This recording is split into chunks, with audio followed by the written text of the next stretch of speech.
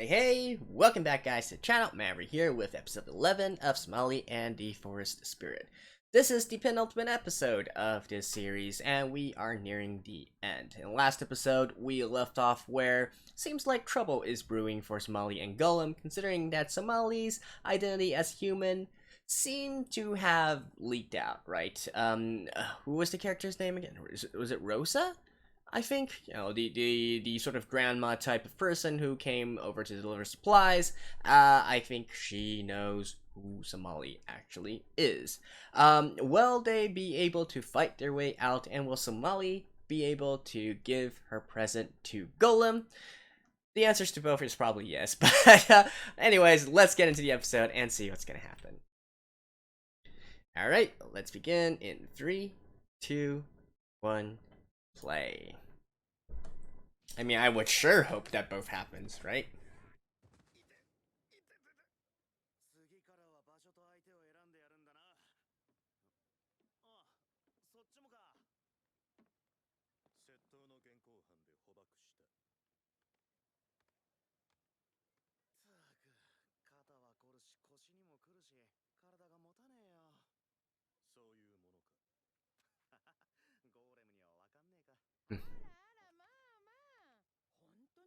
Oh, here you are.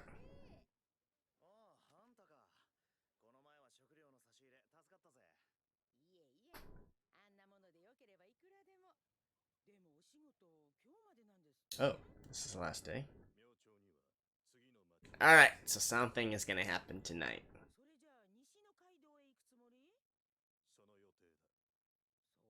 Oh.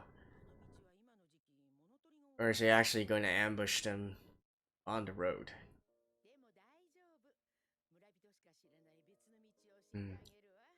Ambush.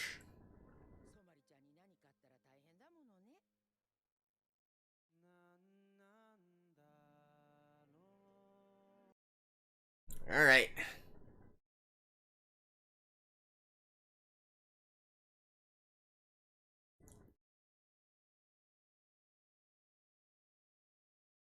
Oh, of course, I guess, speaking of which, we also learned a lot more about how Somali actually first met Golem in the last episode.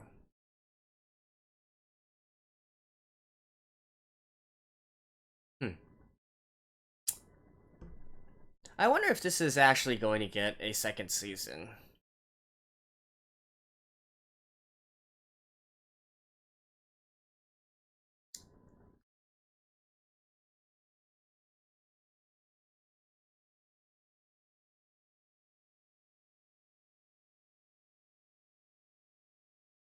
I guess for those who like this type of the story, it's fine. But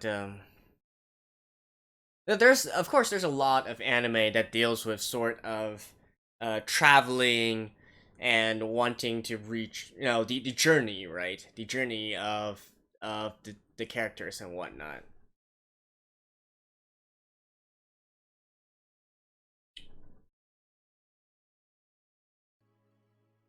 But especially in this case, I guess you could call it exploration. It's really going around and learning about the world.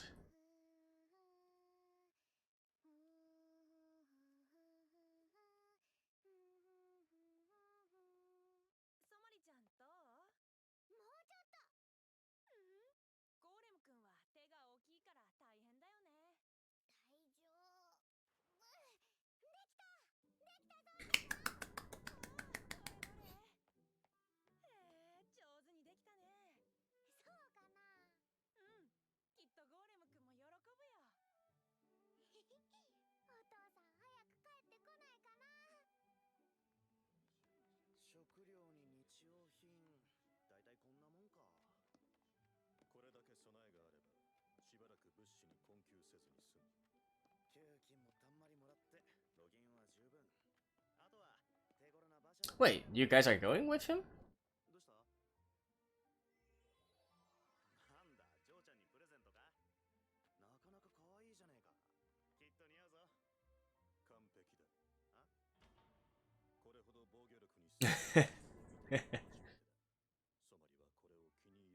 um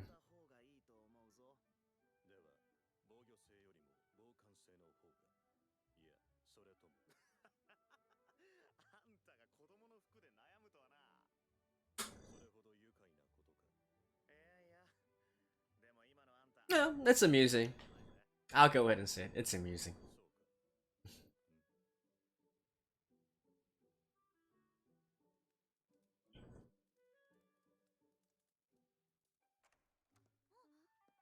今戻った。お父さん。なんだ。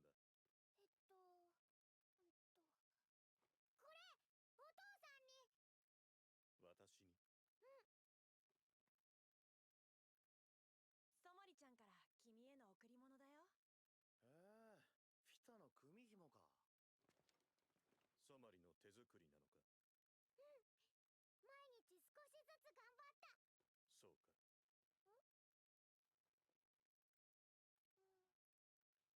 ソマリに市場で見つけた。あいにくと手作りではないが。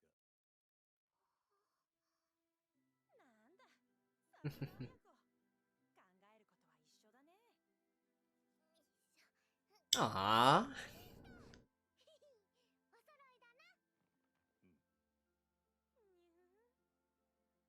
すごく嬉しい。 Isn't that a little bit large though? こちらこそ感謝する。さて、夕飯にはちょっと早いし、今のうちに荷造りするか。何言ってるの。みんな大事なこと忘れてない？大事なこと？そう、大事なこと。シーズの冷たいぞ。おいおい、大事なことってこれかよ。だってこんなに雪が積もってるのに一度も遊ばないなんてありえないよ。スキアリー。やってくれたね。それそれそれ。たくガキか。仕事で留守の間、ソマリに寂しい思いをさせた。静野には感謝している。あいつと一緒にいてズボラが映ってなきゃいいけどな。お父さん、助太刀頼む。承知した。オレム君、それはちょっと。鋭いぞ、お父さん。 Crack. こっち来るなって。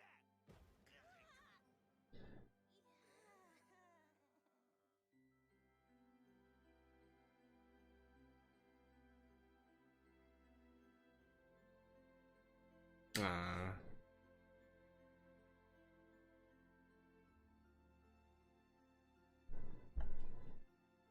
Do you wanna build a snowman?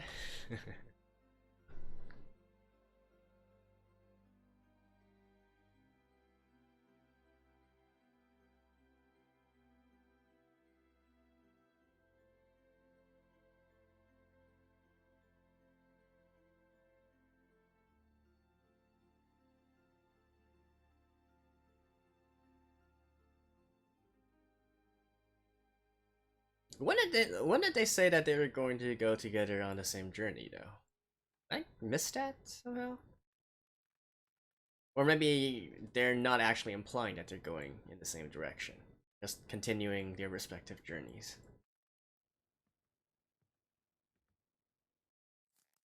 Oh. この先か。タレコミ通りだ。捕まえたら人数分に引き裂いてやむわけだな。Hmm. 逃がすなよ。久々の人間だ。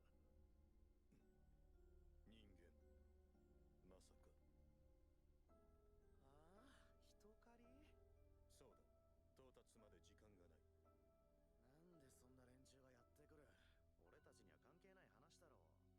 だいたい人間なんてここには。いるよ。はいるんだ。ここに。蝶ちゃん。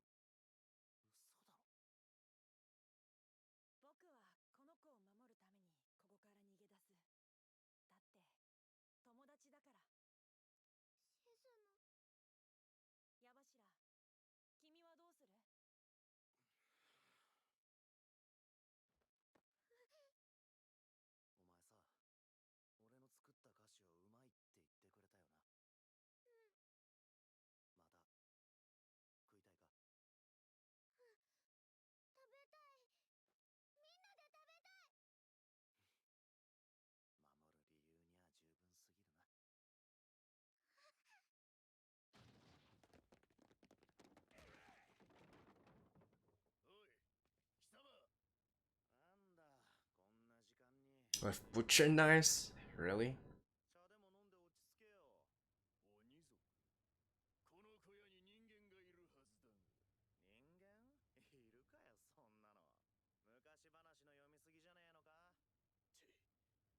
人間いるかよ、そんなの。昔話の読みすぎじゃねえのか。隅々まで探せ。ほ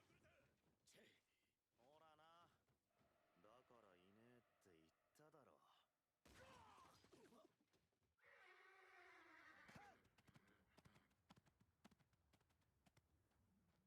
あいつまさか人間のところに行くつもりか。おいぞ、見失うな。さてと。 Is that a decoy? Decoy? It's probably a う decoy. まいこと切り抜けてくれよな。 Hmm. 迷路みたいだな、お父さん。古い廃校だ。ここを抜ければ街道を通らずに Ah. 進めると聞いた。 I went right into the trap. 矢柱、大丈夫なのか。平気平気。あいつはすぐに捕まるほどやわじゃないよ。そうか。にゅふふ。自分からおとり役を買って出るなんて顔に似合わずかっこつけちゃってさ。矢柱はかっこいいぞ。そうかな。あとお菓子もうまい。静野はね、面白くて一緒にいると楽しい。二人ともソマリの大事な友達だ。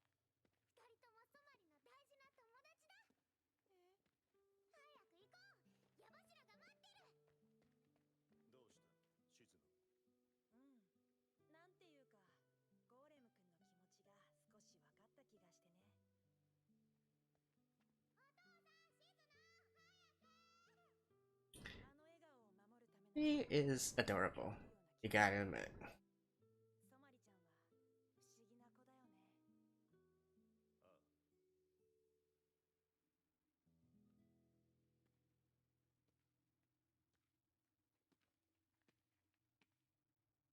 ずいぶん奥まで来たようだね。この先に校内の谷間にかかる石橋がある。そこを渡れば、人狩りたちの接近を確認。走るぞ。それってまさか矢柱。先ほどとは別の人狩りだ。行くぞ。 Hmm.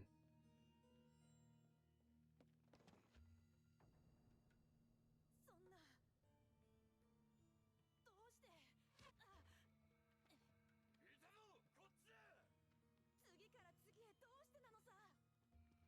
なぜここが。あれが人間か。習性がうまそうじゃねえか。さあ、ガキを汚すな。静野、舌を噛むな。 Jump!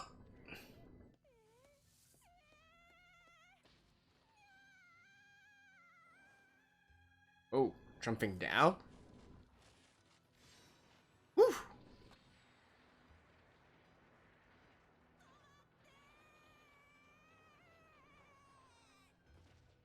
Damn.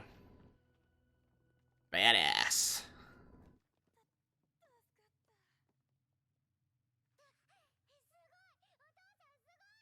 It's probably. いずれ追いつかれる。先を急ぐぞ。 Hmm. Yeah. 力を使ったからか。体のきしむ音が止まない。 I was like, that's gotta be a little bit overexertion there. 何がいけねえんだよ。人間なんざ売るか食うぐらいしか。 I wonder if they would have fared better if they just made a stand together. It seems that Golem together with him is probably enough to take them all on.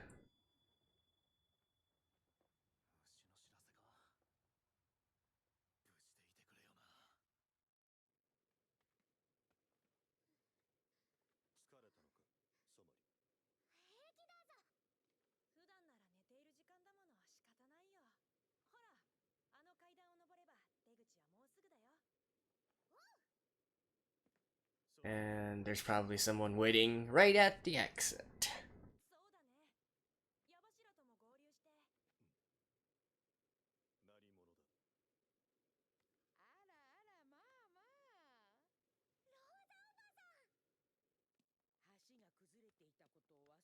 っててね、新しい地図を届けてあげようと思ったの。そうだったんだ。ありがとう、ローザおばさん。さあ、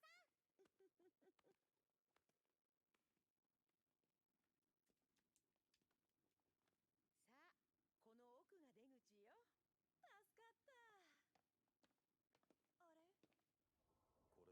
これはローザおばさん。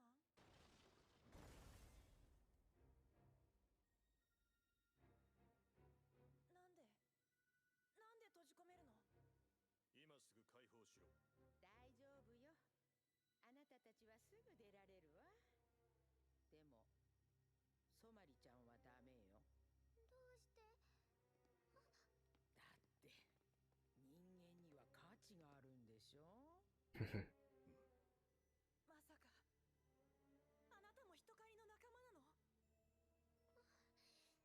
お父さん。檻を破壊することは可能。しかし再び力を使えば活動時間がさらに削られることは必要。ダ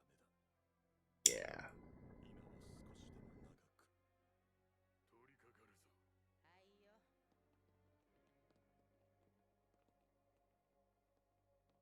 さて、準備が済むまで時間もあるさね。あんたたちの知らない話をしてあげる。Humans and her.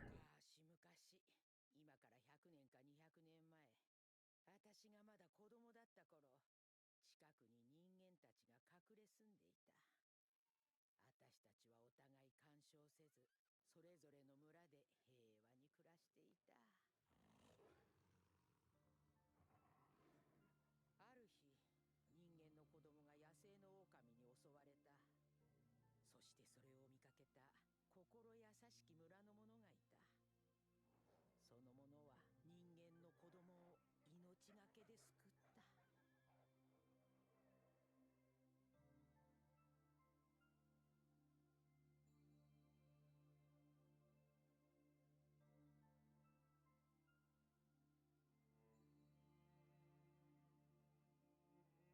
でも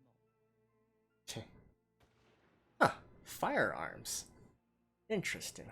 人間はその者を殺した。だがそれは誤解もあったはず。いいえ、一度だけではなかったのよ。似たようなことは何度も起きた。ただ種族が違うというだけで、どうしてあんな残酷なことができるのか、私たちは理解できなかった。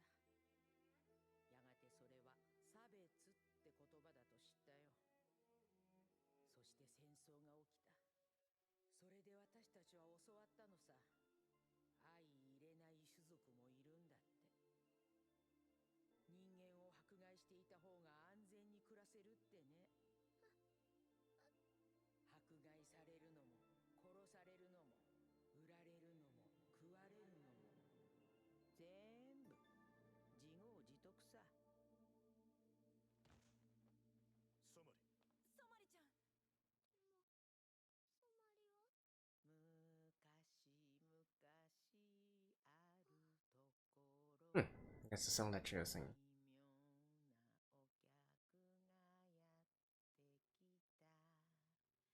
奇妙なお客がやってきた。塩水は Yeah, it is talking about humans. 人は角生えを持つものを見た。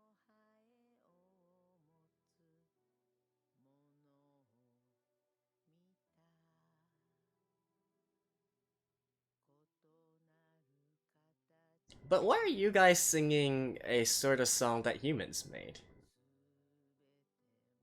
まとめてな That makes no sense. ス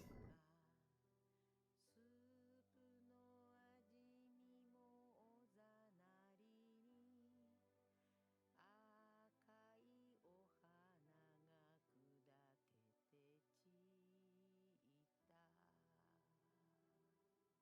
キキーラが教えてくれた歌。古くから伝わるわらべ歌さ。ここで言う異なる形ってどういう意味かわかるかい？異形だよ。あんたたちは人間じゃない私たちをこの言葉でまとめた。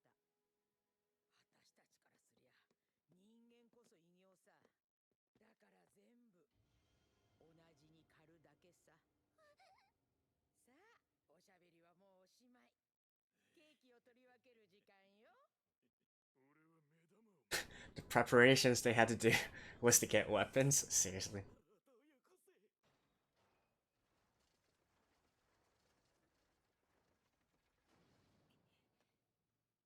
全員取り分は守るのよ。子供の肉は価値が高いんだから。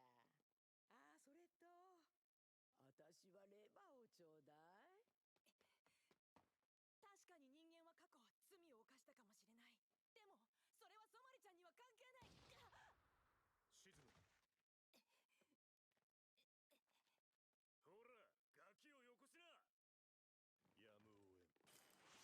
沈む。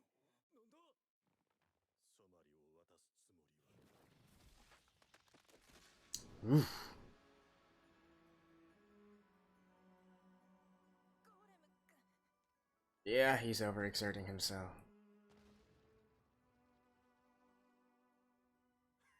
何をするかと思ったら。何が起きた。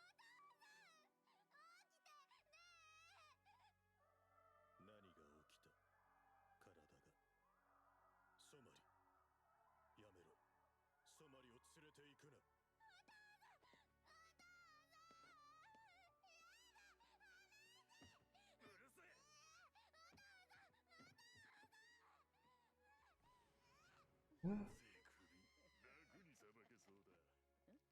うるせえ。楽にさばけそうだ。なんだよありゃ。ゴーレム君。 What the? Oh. His core, I guess? あいつどうなってやがる。お父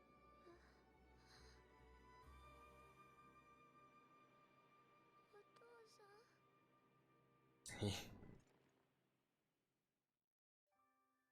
Ooh. And of course we had to stop right here. Alright. See you guys after this. Okay, so with the penultimate episode, it seems that Golem is about to go Super Saiyan on everybody, right? Obviously he's going to have to save Somali in one way or another.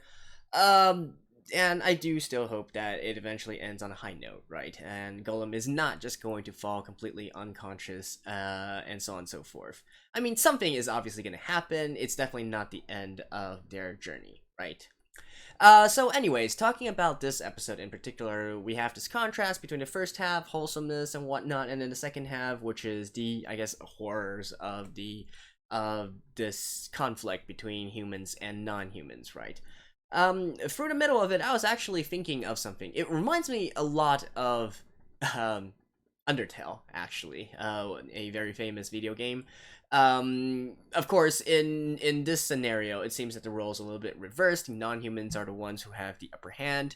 But the basic premise is the same, right? And honestly, this premise isn't really that new. It's been used in a lot of different works as well. But I mean, just looking at the sort of misunderstanding part and then killing a non-human, even though he was actually trying to save the child, that just reminded me of Undertale in a way, right?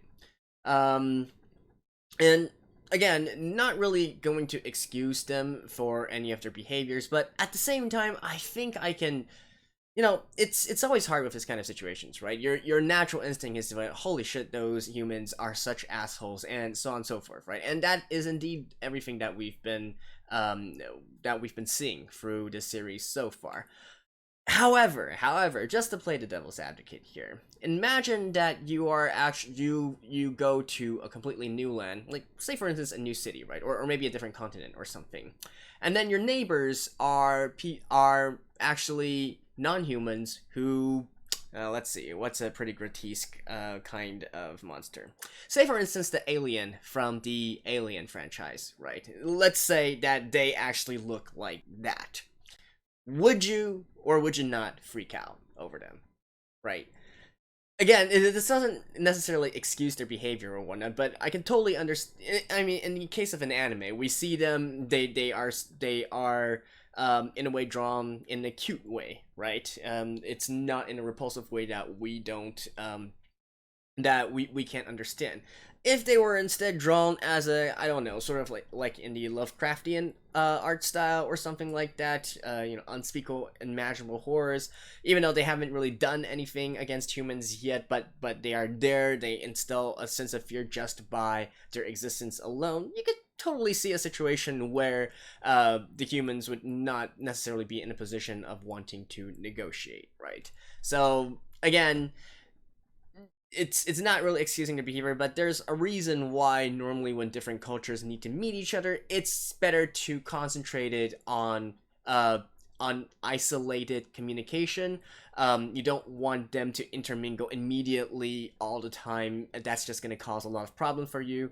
It's better to have like one central sort of bridge between the two cultures, and through using this bridge more and more, they can eventually get accustomed to each other, and then things will turn out alright, right?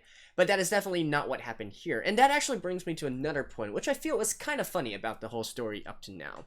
So, throughout everything, 11 episodes in, what we've known about humans is that they actually traveled from a far, far place away, specifically to, well, not I guess specifically, but to the lands occupied by the non-humans here. And then, even though they had this deep distrust of these non-humans, they still decided to settle here, right? And it didn't really settle. It wasn't in a sort of colonial style where they came in guns blazing and tried to take the place by force. They came here, and by all means, it seems that they were just trying to survive, right? Although later on, of course, a war broke out, but let's not talk about that yet. So, I do kind of wonder, like, what compelled the humans to travel such a long distance to this place in the first place, and, if you really had this deep distrust, and you thought that these were monsters, and, they could be harmful to your lives and your family lives and so on and so forth, why would you still want to settle here, right? Like, how does that make any sense?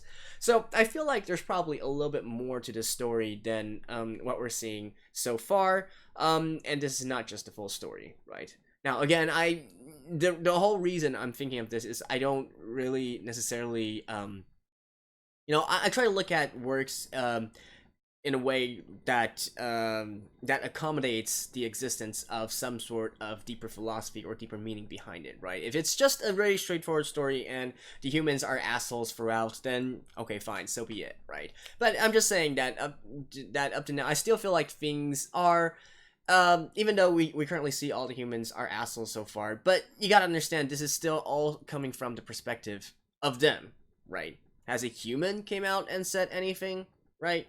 I don't think so, and not to mention, it's, you can't really use species as a sort of generalization and even take on the innocent, right?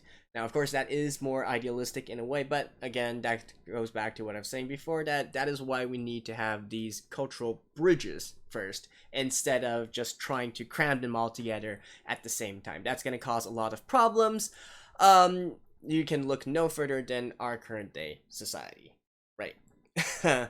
But that's gonna get political, so let's not talk about that.